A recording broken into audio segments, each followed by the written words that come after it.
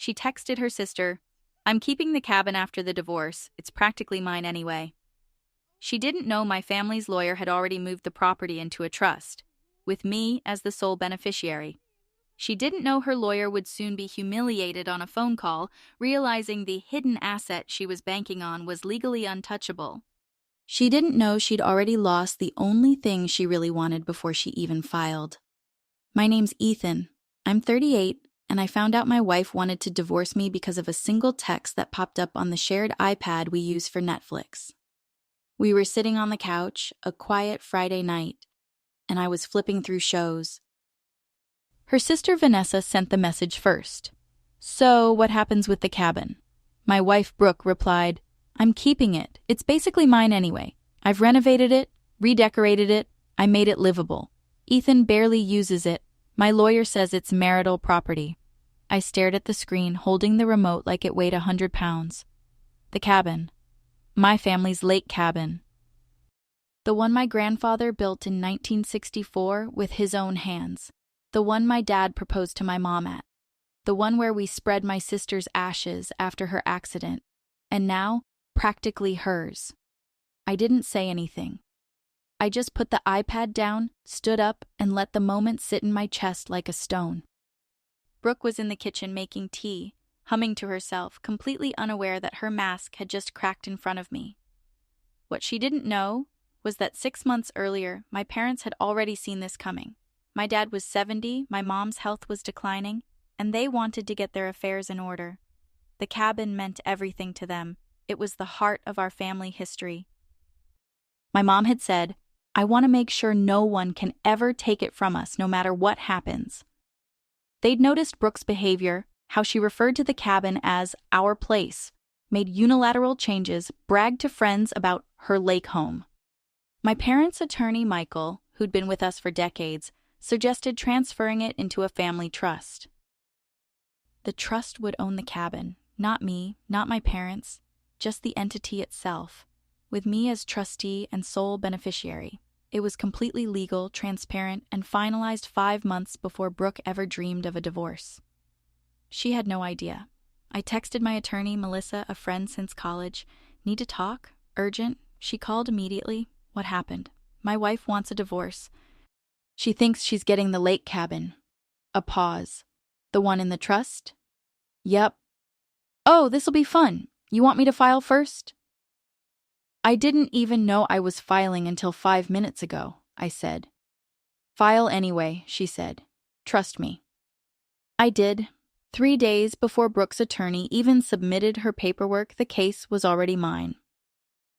2 weeks later, Brooke got served while I was packing a bag to move into a hotel. She stared at the papers. "You filed?" "Yeah," I said, folding a shirt. Figured I'd save us both the waiting. "You read my private messages? They popped up on the iPad you were logged into. That's invasion of privacy." "It's called looking at the same screen. Let's talk about the cabin." Her face tightened. "It's ours, Ethan. We've been married 5 years. I've invested so much in that place. Money, time, work. Brooke, you've never owned that cabin. My parents did. Then the trust did. You were never on the deed, not once. You can't just hide assets." I didn't. The trust was made 6 months ago during my parents' estate planning. Everything's documented, filed, legal. She stared at me, blinking fast. "My lawyer says this looks like fraud." "Then your lawyer should read a law book." She stormed into the bedroom and spent 20 minutes on the phone. When she came back, she looked rattled. "My attorney says you moved things around to cheat me out of what I'm owed. Your attorney's wrong."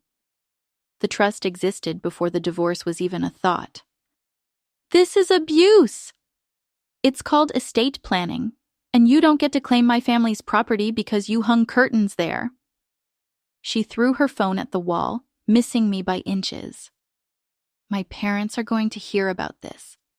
I'm sure they'll be thrilled. The next morning, her father called me. "Ethan, what's this about cutting my daughter out of your family property?" "Hi, Gerald. The cabin was never marital property. It's owned by a trust. Always has been. She's been part of your family for years." Then she should understand family means respect for what isn't yours. Click. A week later, her lawyer sent a demand letter accusing me of hiding assets and committing fraud. Melissa's response was surgical. The trust was established 6 months before divorce proceedings by elderly parents for legitimate estate purposes. No marital funds used, no ownership by client. Accusation of fraud is baseless. File this motion, and we'll seek sanctions. Silence followed. Then a week later, her lawyer called back, voice sheepish. We'd like to discuss settlement. Translation: he realized his client had no case, but Brooke wasn't done. Entitlement doesn't die easy. 2 weeks later, I got a call from my dad. Son, your wife's here at the cabin with movers. Says she's taking what's hers. I got in my truck. 2-hour drive, heart pounding. When I arrived, she was on the deck directing movers to haul furniture. Brooke, what are you doing? Taking my stuff. You mean my parents' furniture? I picked it all out. With what money? Ours. I pulled out my phone, opened bank statements. Joint account. Marital funds, which means it's divided later, not stolen now. My mom came out on the porch, voice calm. Brooke, sweetheart, you're trespassing. Brooke's face twisted. You never liked me, did you? You put Ethan up to this. No, you did that yourself, my mom said softly. My dad pulled out his phone, recording. Brooke screamed, grabbed a lamp, and smashed it against the railing. There. Now no one gets it. That's destruction of property, my dad said, on private land. She froze, realizing what she'd done. The movers muttered an apology and left. I texted the video to Melissa. She sent it to Brooke's lawyer with a note. Your client committed vandalism. Video attached. Advise her accordingly. A week later, Brooke's lawyer dropped her. I thought that was the end, but apparently chaos runs in her family. 2 weeks later, my parents' estate attorney Michael called me. You're not going to believe this. Brooke and her mother just filed a motion challenging the trust, claiming it's fraudulent. Her mother? She's alleging your parents promised her access to the cabin whenever she wanted. I laughed so hard I almost choked. You're kidding. Nope. They're citing promissory estoppel. They're going to lose.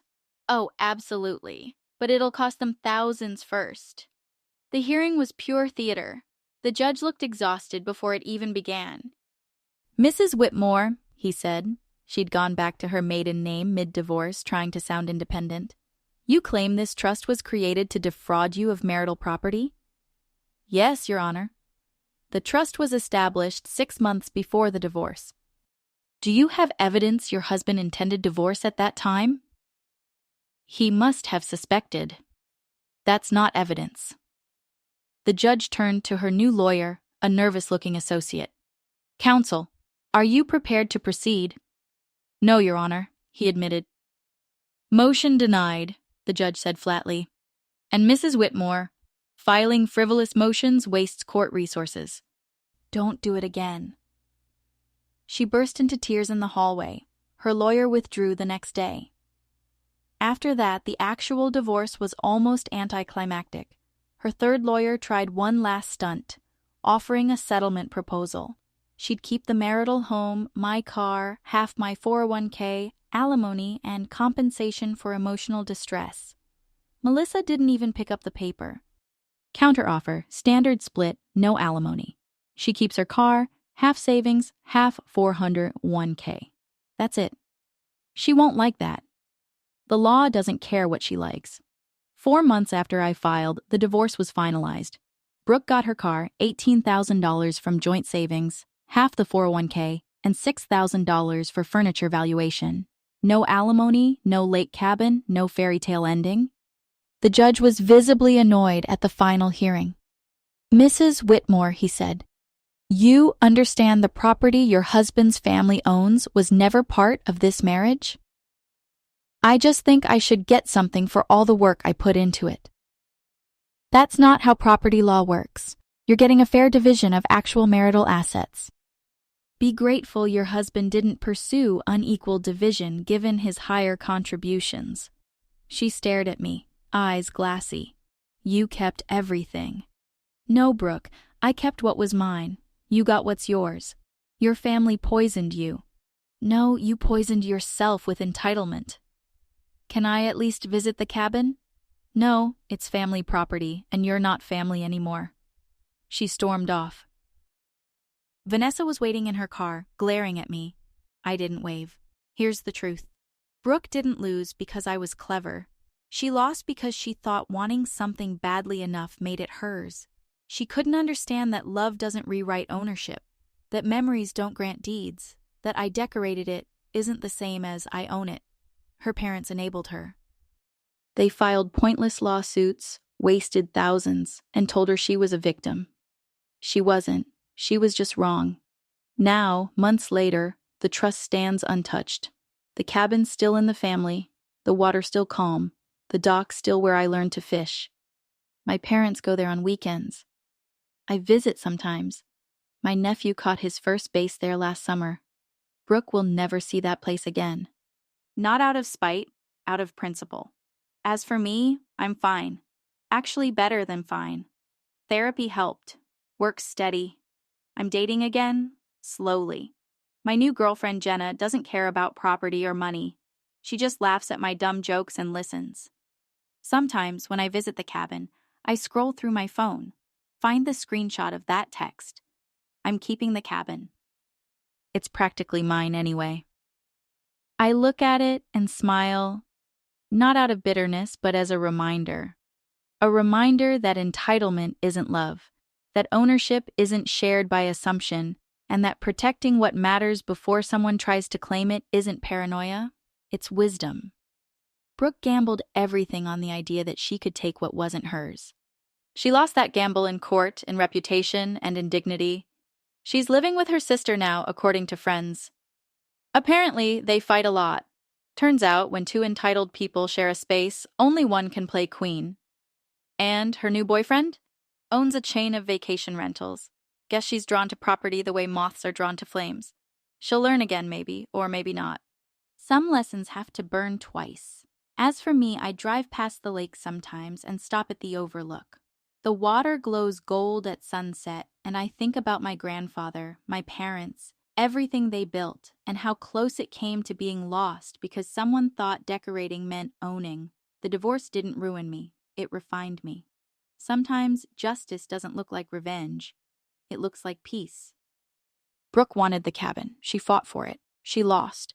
And in that loss, the family legacy stayed exactly where it belonged.